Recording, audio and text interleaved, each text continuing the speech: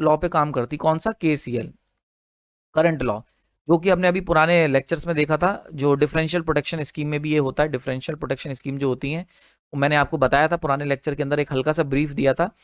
वैसे ही यहाँ पर होता है कि सिंपल है केसीएल का लॉ कि भैया जितना इनकमिंग करंट आया है उतना ही आउटगोइंग करंट होना चाहिए, अगर लीकेज नहीं हो रहा है। भाई सीधी सी बात है, मान के चलते हैं तुम ये पाइप से पानी गमलों में डाल रहे हो, तो यहाँ पे टंकी लगी हुई है ना, ये टंकी बना दे रहे हैं, गरीबों वाली टंकी है थोड़ी सी, ठीक है। अब देखो यहाँ से पानी जा रहा है, अब अगर हमारा लीकेज नहीं है तो जितना पानी यहाँ से एंटर करेगा इस एरिया से, उतना ही पानी इस पॉइंट से बाहर निकलेगा। तो हम एक यहाँ पर सेंसिंग लगा देते हैं यहाँ पर, और इन दोनों को एक एरर वाले इक्विपमेंट से जोड़ देते हैं, जो क्या कर रहा है, माइनस कर रहा है।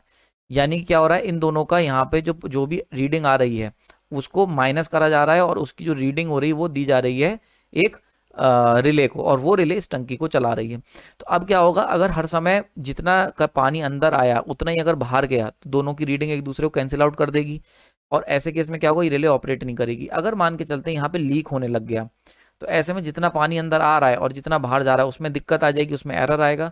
और अगर एरर आएगा तो वो एरर सीधे सीधे उसको हम करंट के थ्रू भेज, मतलब सिग्नल को हम रिले में भेजेंगे, और ये रिले इस टंकी को ऑफ कर देगी। इसका मतलब कहीं लीकेज हो गया है। तो दिस इज द सिंपल, ये मैंने बहुत ही सिंपल एनालॉजी बताई। इस सिंपल एनालॉजी के ऊपर बड़ी बड़ी प्रोटेक्शन स्कीम्स काम करती हैं, जैसे डिफरेंशियल प्रोटेक्शन स्कीम, चाहे वो मर्ज प्राइस हुई, चाहे वो आपके ट्रांसले प्रोटेक्शन स्कीम हो गई, बायस डिफरेंशियल रिले हो गई, सब के सब अल्टीमेट काम उनका यही है। इतना सिंपल सा कॉन्सेप्ट पे ऑपरेट करती हैं, और वही काम है आरसीसीबी का। जरा ध्यान से देखते हैं।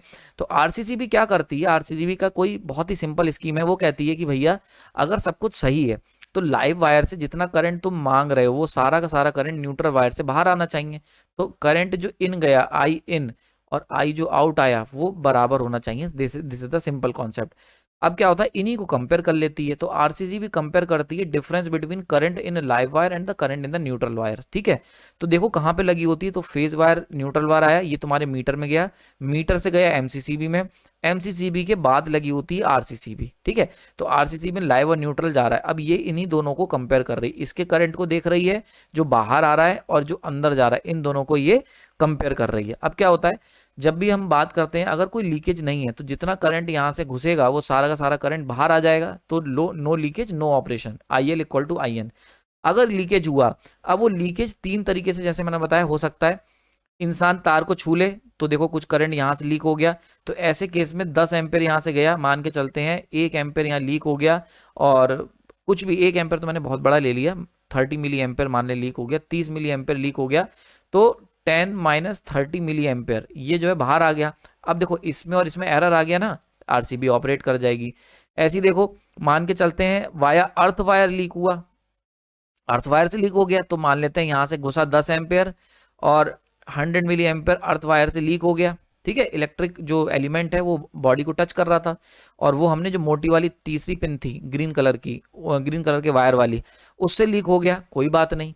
तो भी जो एंटर करा और जो एग्जिट हुआ 100 माइनस 100 मिली एम्पेयर या 30 मिली एम्पेयर, वापस से इन दोनों के बीच में एरर आ गया, तो आरसीसीबी का ये जो स्विच है ये ट्रिप कर देगा, सर्किट ब्रेकर। समझ में आ रही बात ये। वहीं पर अगर मान के चलते हैं इस मोटे वायर से टच नहीं हुआ, किसी इंसान ने मेटल बॉडी को टच कर लिया, तो ये करंट इस तरीके से गया और यहाँ से आ रहा है, साथ ही साथ कुछ करंट जो होगा इसके थ्रू ग्राउंड में चला गया, मान के चलते हैं 30 मिली एम्पेयर, तो वापस से 100 एंट्री हुई और 100 माइनस 30 मिली एम्पेयर जो होगा वो यहाँ से लीक हो गया। हर बार देखो दोनों के बीच में डिफरेंस आ गया, आरसीसीबी ऑपरेट कर जाएगी। समझ में आ रही बात ये।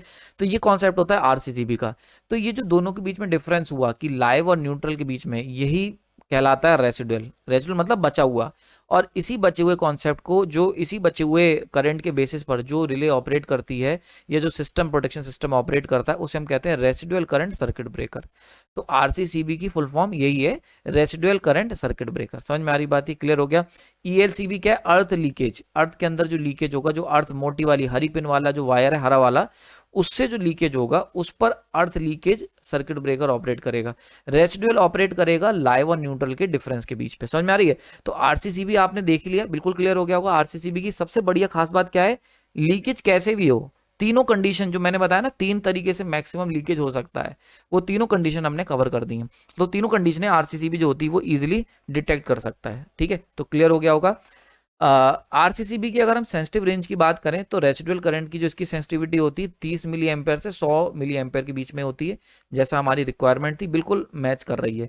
तो ईएलसी भी ओल्ड टेक्नोलॉजी है, और खास बात क्या, it is a voltage operated. वो याद है, जो कॉइल है, जो कॉइल जो ऑपरेट करवाएगी, वो जब उसके अक्रॉस 50 वोल्ट से ज्यादा का वोल्टेज डेवलप होगा तभी ऑपरेट करेगी, तो it is a voltage operated.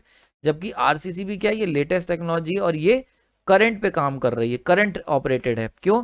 क्योंकि जब जब भी रेसिडुअल करंट पिक्चर अंदर आएगा, रेसिडुअल मतलब लाइव माइनस न्यूट्रल, तो ये करंट जो होगा ये आरसीसीबी को ऑपरेट करवाएगा, तो it is a current operate. I hope आपको आज का लेक्चर अच्छा लगा होगा, और अगर कोई डाउट हो तो कमेंट सेक्शन बताना। काफी हद तक मैंने लेक्चर को कवर कर दिया है, और जितना भी आपके लिए जरूरी था वो इस लेक्चर में कवर हो चुका है।